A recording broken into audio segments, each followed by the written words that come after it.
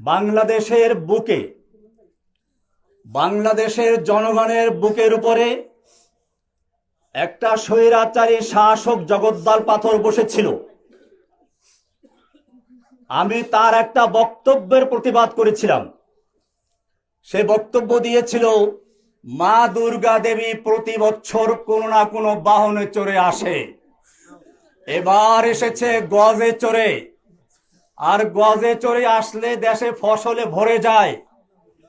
আর বাস্তবে তাই হয়েছে, এবার ফসল বেশি হয়েছে। একটা হিন্দু যদি এ কথা বলতো আমার কোনো আপত্তি ছিল না,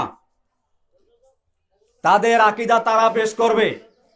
বাংলাদেশের 18 কোটি মুসলমানের নেত্রী এই দেশে বসে যে আকীদা পোষণ করেছে, আমি বলেছিলাম মক্কার আবু জাহেল আবুল হাবদার আকীদার চেয়ে ভালো ছিল।